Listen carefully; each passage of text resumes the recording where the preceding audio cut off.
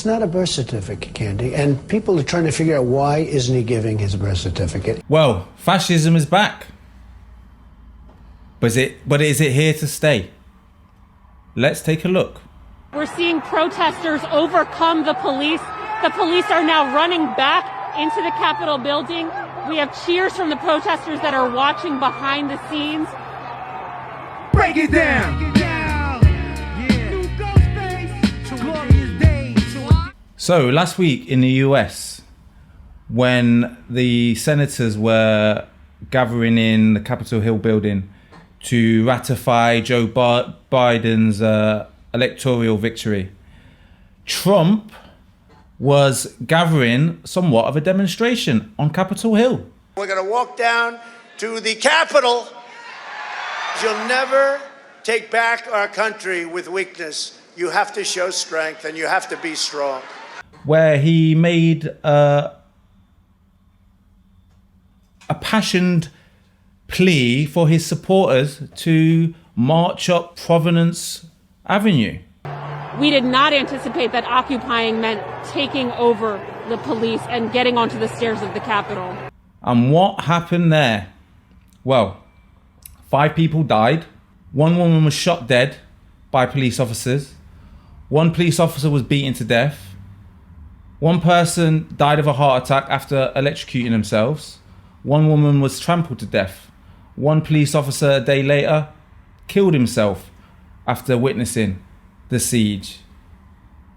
What inspired this siege was definitely what Donald Trump had said to them earlier in that day. We're going to walk down to the Capitol. We're going to walk down to the Capitol. We'll never take back our country with weakness. You have to show strength and you have to be strong.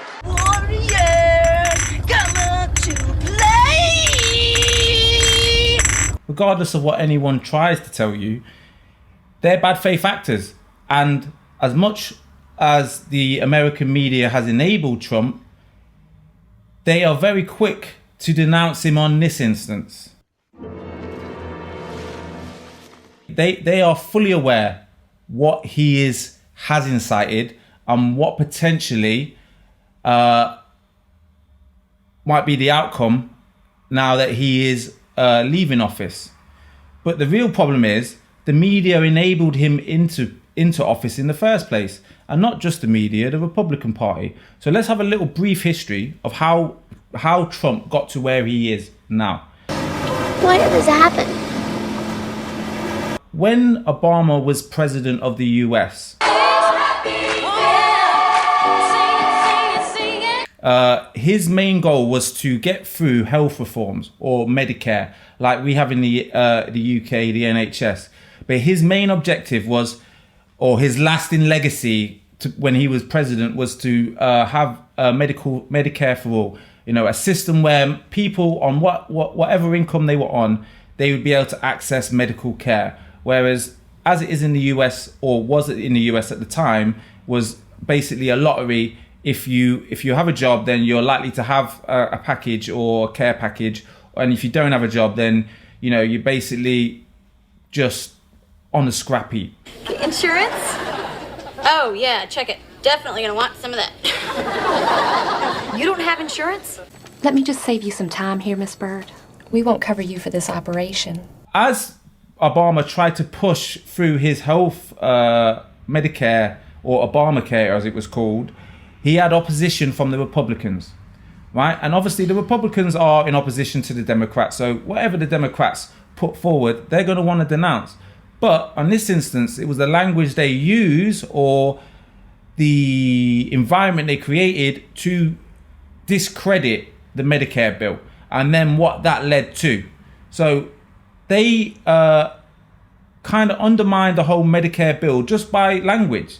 They effectively reduced the whole argument down to just being about taxpayers paying for abortions, when that is not what Medicare was about. It was about making a safety net for poor people. But again, that comment alone then riled up a lot of the Republican base, a lot of the right-wing Christian Republican base, who then became, who don't trust the government anyway. First rule, I don't believe anything the government tells me. Nothing. So that's just contributed to that distrust. So what it led to was the rise of the Tea Party in America, which was a libertarian pressure group within the Republican Party to put pressure on them to reduce taxes and effectively just, not put any social frameworks in place for people. Basically, everyone to fend for themselves. Son, you're on your own. Now, as Obama got his second term and managed to push through the Medicare bill, what the Republicans were left with was a huge caucus of their party now angry with the Republicans and the politicians who voted the Medicare bill through for the Democrats, which left a space for someone like Trump, who, because of his celebrity... My name is Donald Trump, and I'm the largest developer in New York. I even have a television show. I thrive on energy. It was advantageous for the Republicans to allow or let the support around Trump lead to him becoming their delegate and then becoming the president. And all throughout his whole presidency, we have seen all the people, detractors, the people saying that this is a new fascism. Donald Trump is leaning into racism. He's leaning into ethnocentric desires of a mythical past. We will make America great again. But it's all been ignored generally by the mainstream media in order to keep the status quo. Well, last week that was abandoned by them because their puppet, has now gone batshit crazy.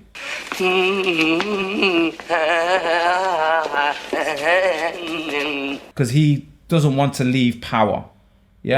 Now, many of these same media are trying to make the comparison between Donald Trump and Adolf Hitler and Adolf Hitler's beer hall putsch in 1923. But ultimately, Donald Trump is not Hitler. Donald Trump is more like the man who inspired Hitler and his beer hall march in 1923, which was El Duce, Mussolini, who a year before Hitler's beer hall putsch marched on Rome, right? And he scared the Italian government and king enough for them to take him under their wing, in their eyes, as a puppet, and to be a strongman for the people, because Italy is similarly like America, and its Rust Belt was rural. Now let's see if I can remember how to make my mark. Obviously, Rome being in Italy and the Vatican, Italians are very Catholic. So a strong man was more trustworthy than a king or politicians, who they don't trust either in Italy. But ultimately, what it led to was the rise of fascism throughout Europe. Britain has a long and inglorious history of internal sectarian conflicts, as well as riots and anti-Jewish legislation. But the history of the current far right can be traced to the fascism that emerged in Italy after the First World War as a populist creed of anti-communism and nationalism.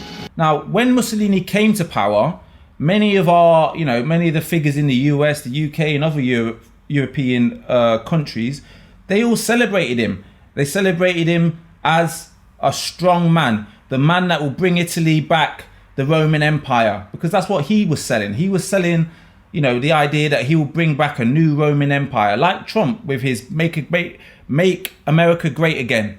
El douchebag Trump, that was his manipulation. The same as Mussolini's about making Rome, or making a Roman, having a Roman conquest again. But the problem is, once the powerful try to suppress the forces of equity amongst its people and not honest about its unwillingness to give them equity, we unleash forces that unfortunately can't be put back in the box. It is time for the mortals to pay. Release the Kraken! Now, Trump is leaving power. So he's no longer going to have, you know, he's not going to be a threat to the rest of the world. But his followers are going to be looking for a new leader, or they will just continue to follow him. Yeah? And that's what we have to watch. What's coming next? So if Trump was El douchebag, who is going to be the next Hitler? Now then, it would be easy for me to talk about the comparison with the insurrection on Capitol Hill and the BLM protests back in the summer. It's easy, but we all know the answer to that. They wouldn't have been treated the same, and widely the mainstream media has agreed. And also about freedom of speech and how a lot of social media platforms have all of a sudden started deplatforming or have been restricted. So like, for instance, the app Parler, you can now no longer access because it's no longer on the Amazon servers. Or for instance, Donald Trump has been taken off Twitter. But these are private companies. They're not public spaces. Yeah? A private company has a right to do what it wants. And ultimately, when you sign up to them, you get something for free. Nothing is free. We all know that. There's a cost, and it's the gleaning of our data. Simple.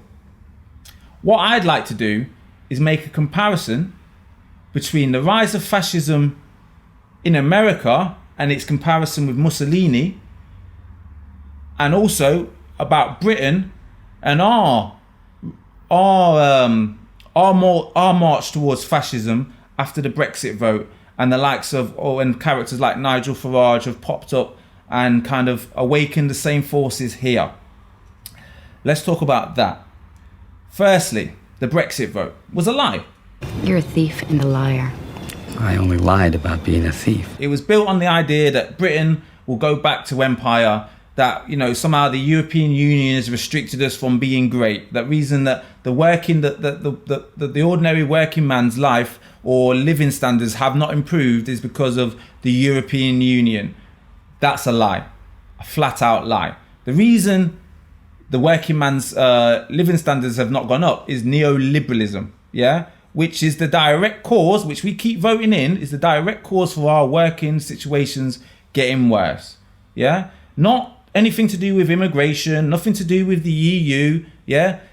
These are all instruments of neoliberalism.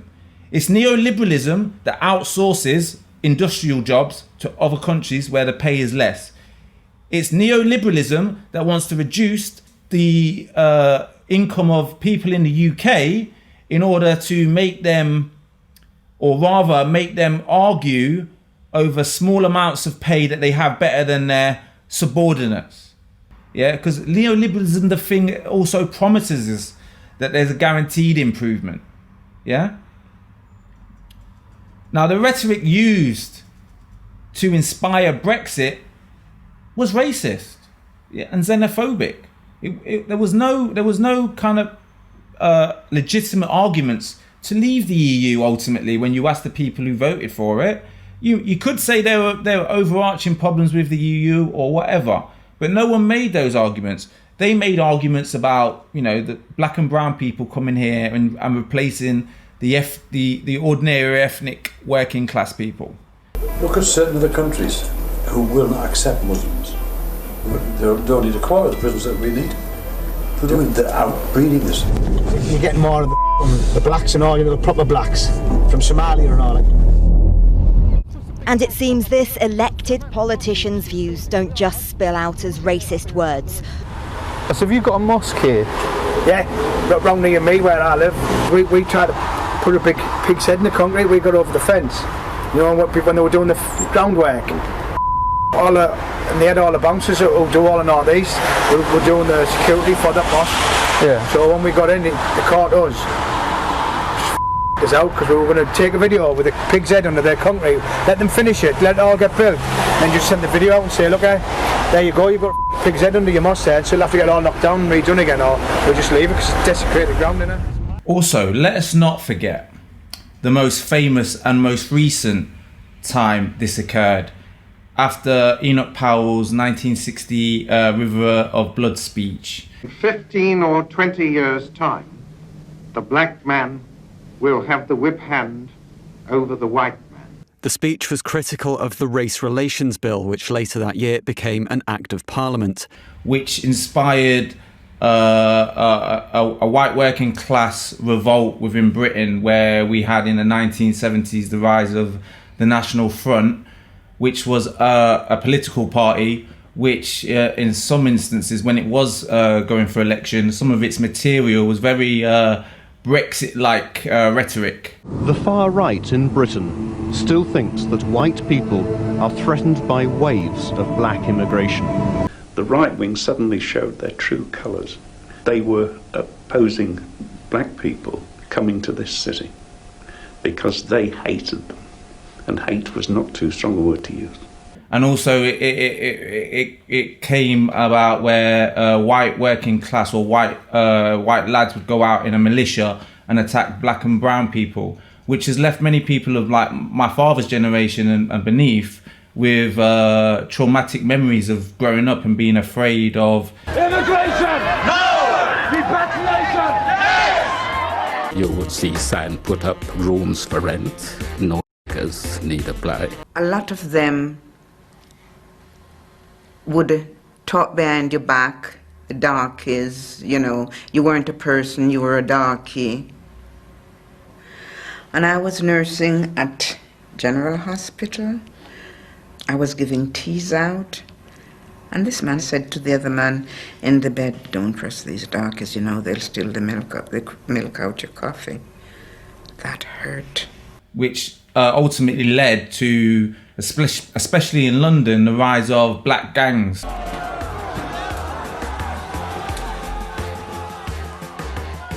With all that in mind, and Brexit now in train, and this year is looking like Boris Johnson's probably not going to be holding on to his position as leader of the Conservative Party with his atrocious dealing with COVID and everything else, who is going to replace him? Who have we got? We've got Alfred Rees-Mogg, who wants to take us back to a post-Napoleonic age, where, you know, where kids went up chimneys and where men who went to work had to pay, you know, a certain amount of money to sleep over a rope. Or Michael Gove, who's been pictured many times in Zoom calls with like Holocaust denier David Irvine's book and many other white supremacist material. Or Priti Patel, who wishes to send people to islands offshore, immigrants offshore, effectively concentration camps. Let's not be mistaken. Right-wing fascist populism is on the rise, with the culmination of some of the rhetoric over in the US and Donald Trump with his supporters, and similarly here with Brexit and the ethnic-centric exceptionism. The elites have opened the box to the ghosts of the past, and as we as nations of the West have never dealt with its previous ghosts, then we will just be repeating history. I want to leave you with one final comment. What is the definition of divide and rule? Well, here it is. The policy of maintaining control over one's subordinates or opponents by encouraging dissent between them, thereby preventing them from uniting in opposition. Break it down!